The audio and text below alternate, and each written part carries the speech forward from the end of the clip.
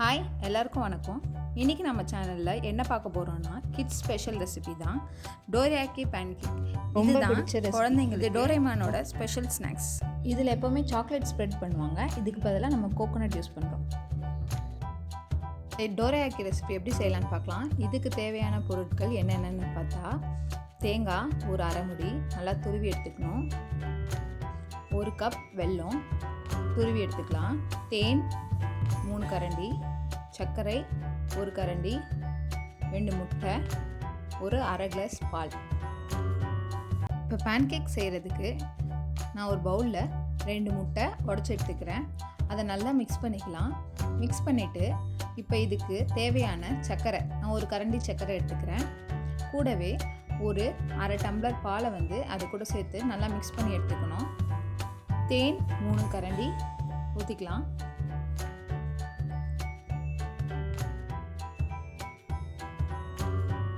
ஊற்றியாச்சு.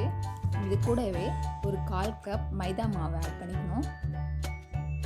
இப்போ இது நல்லா மிக்ஸ் பண்ணிடணும் கட்டிப்படாமல். இது கூட பேக்கிங் பவுடர் ஒரு 1/4 சிட்டிகை ஆட் பண்ணி இதை நல்லா மிக்ஸ் பண்ணால் தான் உங்களுக்கு பேன்கேக் நல்லா ஃப்ளஃபியாக வரும்.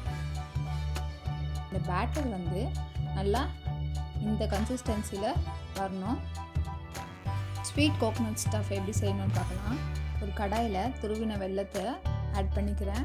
கொஞ்சமாக தண்ணி விட்டு அந்த வெல்லம் கரையிற வரைக்கும் நல்லா கொதிக்கட்டும். வெல்லம் நல்லா கொதித்த உடனே துருவின தேங்காவை இது கூட ஆட் பண்ணிக்கிறேன். இப்போ நல்லா கலந்து விட்டுக்கலாம்.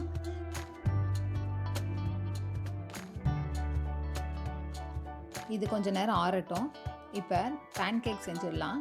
தவா வச்சு தவா காஞ்ச உடனே எண்ணெய் தடவிட்டு மாவு ஊற்றிடலாம் 1 கரண்டி. இப்போ பொறுமையாக திருப்பி போட்டுக்கலாம். இதே மாதிரி மற்ற பேன்கேக்ஸும் ரெடி பண்ணிடலாம். இப்போ கோகோனட் ஸ்வீட் பால்ஸ் ரெடி பண்ணிக்கலாம். அதுக்கு ஆறின கோகோனட்டை எடுத்து பால்ஸ் மாதிரி நல்லா உருட்டி வச்சுக்கலாம்.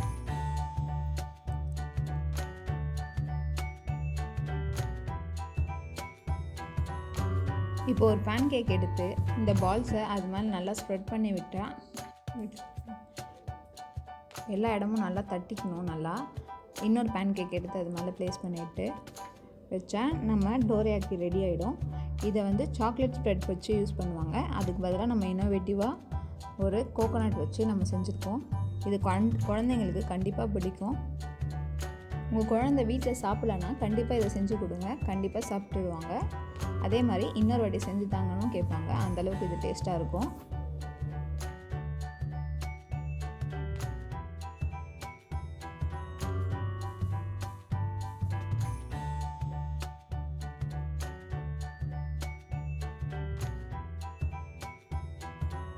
இந்த ரெசிபி உங்களுக்கு ரொம்ப பிடிச்சிருந்ததுன்னா சேனலில் சப்ஸ்கிரைப் பண்ணுங்கள், லைக் பண்ணுங்கள், ஷேர் பண்ணுங்கள்.